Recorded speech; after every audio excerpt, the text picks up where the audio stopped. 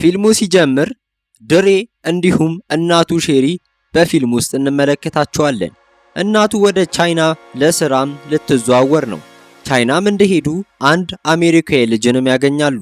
ከዛም በኋላ ጓደኛው ይሆናል። የድሬን ሻንጣ ወደ አፓርታማ ውስጥም ያስገባዋል። እዚህ ጋር ፓርኩን በመስኮቱም ይመለከታል። ከዛ ጓደኛው ወደ ፓርኩ እንዲመጣም ምልክት ይሰጠዋል። የድሬ እናትም ዋና አዛዧም የጥገና ስራ የሚያስፈልግ ከሆነ ሚስተር ሃን ጋር መደወል ትችያለሽ፣ እንግሊዘኛም ጠንቅቆ ያውቃል በማለትም ትነግራታለች። አስጎብኚዋም ይህን ሁላ ከነገረቻቸው በኋላ ትሄዳለች። የድሬ እናት ሻወር ስትገባም ከዛ በኋላ የሆነ ችግርም በማሞቂያው ላይ ይፈጠራል።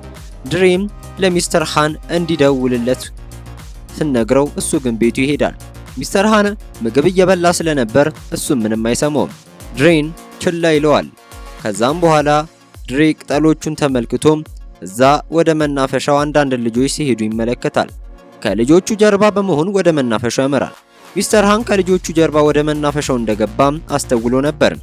ከዛ ሚዩንግ በምትባል አግዳሚ ወንበር ላይ የተቀመጠችን ልጅ ለማስደመም ሲልም ያለ ሙያው አንድ ጨዋታ ይጫወታል።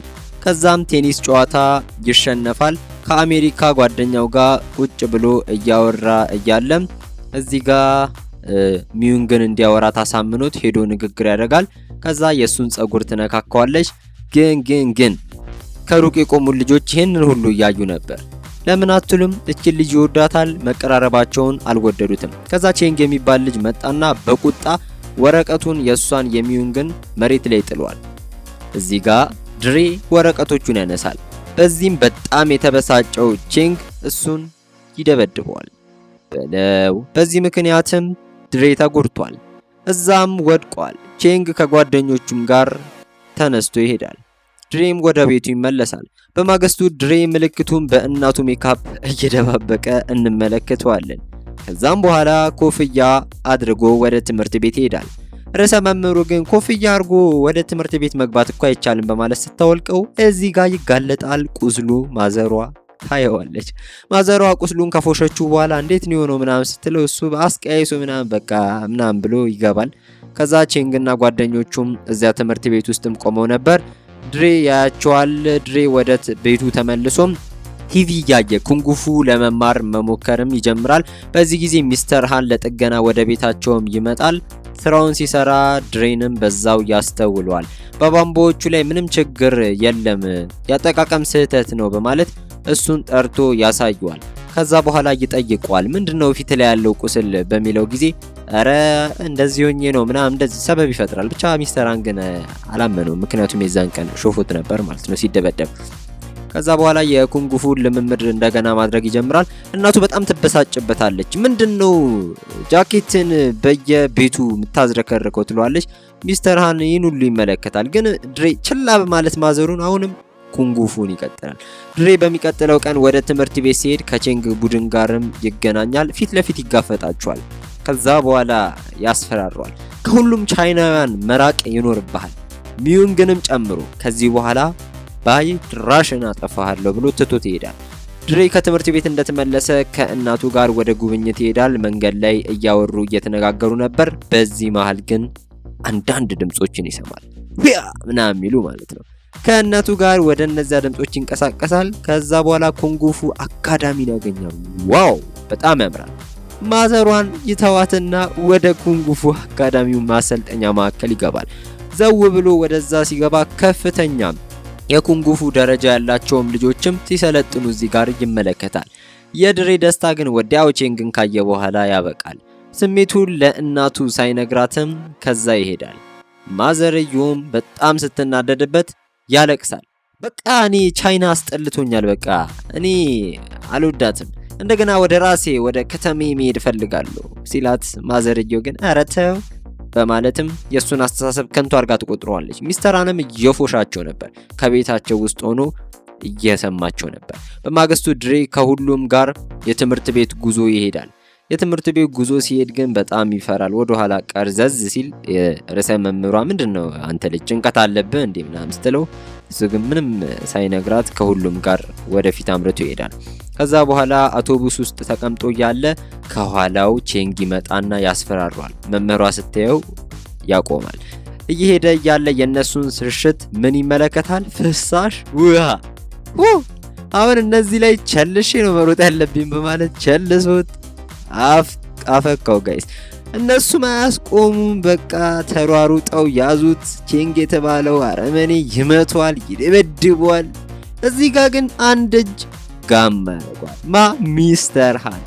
ሚስተር ሃን አሁን በጣም ብቃት እንዳለው እንረዳለን። አባቴ እንዳለ እያለ ጥልስ ለካ አባቴ ማስተር ነው ሚስተር ሃን ማለት ነው። ካነሳው በኋላ ወደ ቤቱ ወስዶት በቻይና ጥንታዊ እሳትም ህመሙን ያስወግድለታል። ከዛ በኋላ ወደ እነሱ የካራታ አስተማሪ መሄድ አለብን እና እኔ ማሸማቀቅ ምናምን ያቆማሉ ምናምን ሲለው ሚስተር ሃን ፍቃደኛ አልሆነም። ግን በቃ ጭቅጭቅ ሲያደርገው በመጨረሻም እሺ በቃ ምናምን አማራጭ አለኝ በማለትም ወደዛ አካዳሚ ቢሄድም የቼንግ አስተማሪ ጭራሽ ከነሱ የባሰ ንቀታም ነው። እንደ ቁም ነገር ሁሉ አልቆጠራችሁም ማለት ነው። ከዛ በኋላ ሚስተር ሃን እዚህ ጋር ስለ ውድድር ፖስቸር ይመለከታል። ከዛ በኋላ እዚህ ጋር በሁለቱ መካከል ትንሽ ጸብ እንዳለ ምናምን በፊት እንረዳለን እና ውድድሩ ላይ እንገናኝ ምናምን ብሎ ብቻ እዚህ ጋር ተዛዝቶ ምናምን ይለያያሉ። ሚስተር ሃን ለድሪ አሰለጥነሃለው በማለት ይነግሯል። ድሪ ጮቤ ይረግጣል ጋይስ፣ አስቡት፣ ደስተኛ ሆኗል። ከዛ ወደ ሚስተር ሃን እውነተኛ ቤት ይሄዳል። ትንሽ ረክረክ ምናምን ነገር ነው። ከዛ ዛፎች አጠገብ ካስቀመጠው በኋላ ጃኬትን ስቀል፣ ጃኬትን አውርድ፣ ጃኬትን ስቀል፣ ጃኬትን አውርድ እያለ ለብዙ ቀናት ፍዳውን ያበሏል። በቃ በጣም ተናደደ ድሬ ማለት ነው። ምንድነው እኔ እናቴን ዛኔ ስላላከበርኩ ያስተማረኝ ነው እንዴ ምናምን ብሎ በቃ እንደዛ ነበር የመሰለው። ብቻ ግን እንደዛ አይደለም። ምንም አይነግሮም ደግሞ አስተማሪው። በማግስቱ ድሬና ሚዩንግም ይገናኛሉ። ከዛ ወደ ውድድሩ እንደምትመጣ በቃ ቃል ትገባለታለች። ከዛ ይለያያሉ። በማግስቱ የጃኬቱን ስልጠና እንዲሰራ ሲያደርገው በቃ መረረው። ምንድነው ምናምን አለ ማለት ነው። እዚህ ጋር በጣም ተቆጥቶ እየሄደ እያለ ይጠራዋል። ይህንን ሁሉ ነገር እንዲያደርግና እንዳያቆም ያዟል። ከዛ በኋላ ያጠቋል ሚስተር ሃን። እንዴ በጣም ጠንካራ ሆኗል ይሄ ልጅ ሳያስበው። ለካ መከላከል ምናምን ነበር ያስተማረው ማለት ነው መጀመሪያ ላይ በጃኬቱ ሰበብ ምናምን። ከዛ በጣም ተደነቀ በሚስተር ሃን ጥበብ። ድሬ በጣም ጥሩ ስልጠና ነበር እዚህ ጋር እየሰለጠነ የነበረው። ሚስተር ሃን ወደ ተራራማ አካባቢ ወስዷል። ከዛ በመንገድ ላይ ሚስተር ሃን በጣም ኃይለኛ ስልጣን እንዲኖርህና የሆነ አስማቶ የሆነ ውሃ እንድጠጣ ነው ወደዚያ መጥቶ ይሏል። የውስጥ ኃይል ነው። በሁሉም ሰው ውስጥ ደግሞ ይሄ ነገር የለም። ሚስተር ሃን ድሬን በተራራው ላይ ወዳለው ቤተ መቅደስ ይወስዷል። ከዛም በኋላ ድሬ የቤተ መቅደሱን ውሃ ያጠጣል። ጥንካሬ ታገኛለህ፣ ጠንካራ ትሆናለህ ይሏል። ሚስተር ሃን ድሬን በዱላ ያሰለጥነዋል ማለት ነው። ሚስተር ሃን ለድሬ በጣም በእለት ተእለት ውስጥም አስገራሚ የሆነ ስልጠና እየሰጠው በእጅጉን አደገኛ እያደረገበት ነው። በዚህ ሁኔታ ውስጥ እያለ እንዲህ እያለ ብዙ ቀን ሰልጥኖ እረፍት ያገኛል። በዚህም በጣም ድሬ ደስተኛ ሆኗል። በሚቀጥለው ቀን ወደ ትምህርት ቤት ሲሄድ ከሚዩንግ ጋር ይገናኛል።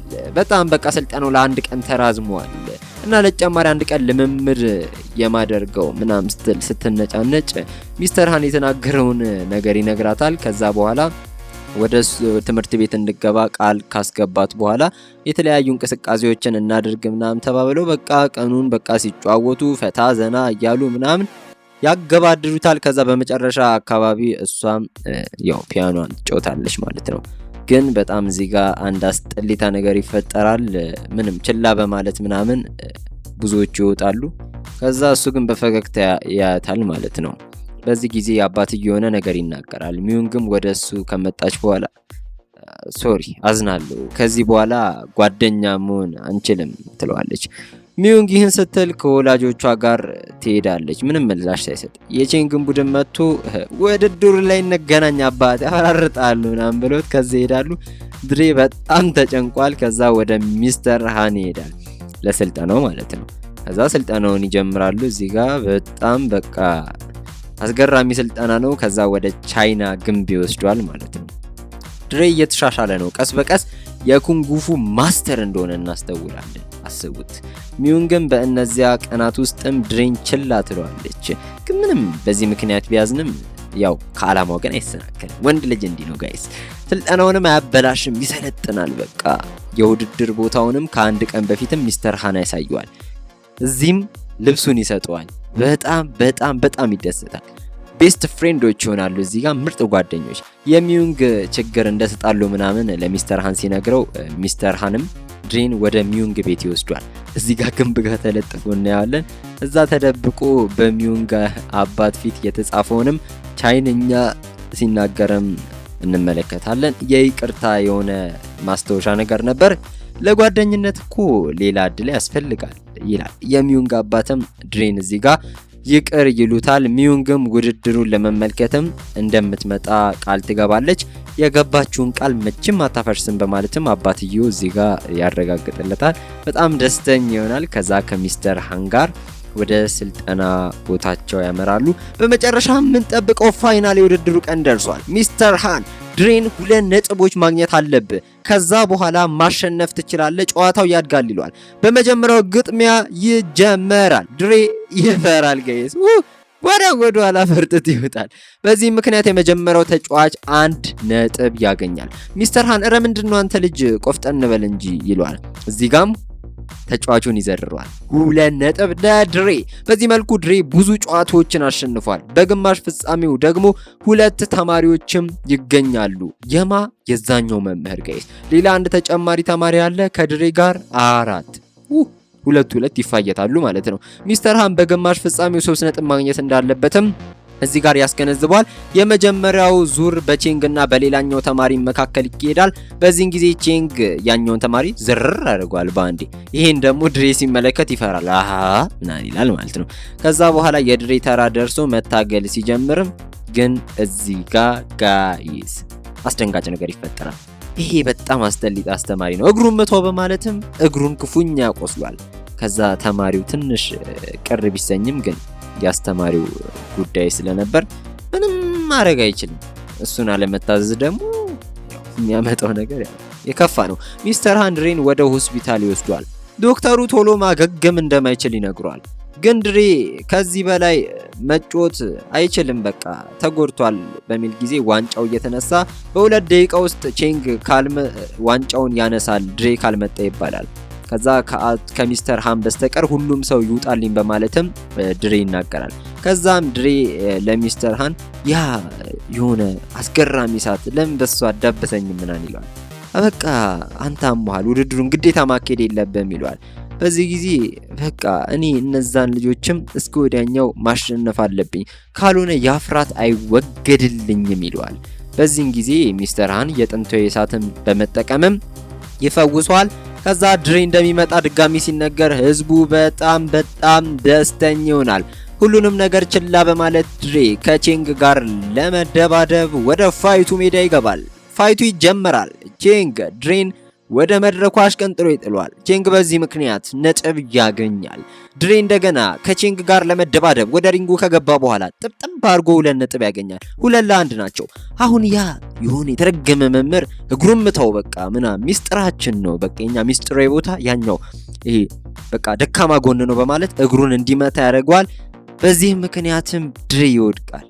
2 ነጥብ እዚህ ጋር ቀደም 1 ነበረው፣ አሁን 1 ተሰጠው፣ 2 ሆኑ። አቻ ጋይስ አሁን ሁሉም ሰው ድሬ በቃ አይነሳም ምናምን ብሎ ተስፋ ሲቆርጡ ጀግና እኮ ነው ጋይስ፣ ይነሳል። የህዝቡ ድምፁ ድሬ ነበር የሚለው ማለት ነው። እዚህ ጋር በጫማ ጥፊ ብሎ ይዘርሯል። 3 ነጥብ የመጨረሻውን ነጥብ አግኝቷል። ውድድሩን ያሸንፋል። ቼንግ በክብር ዋንጫውን ለድሬ ይሰጠዋል። እዚህ ጋር ድሬ ወደ ሚስተር ሃን ከመሄዱ በፊት ዋንጫውን ለእናቱና ለሚዩንግ ካስከረበ በኋላ ከዛ የቼንግን ቡድን ሙሉ ለሙሉ አክብሮታቸውንም ያቀርቡላቸዋል። ፊልሙም ይጠናቀቃል። እናመሰግናለን።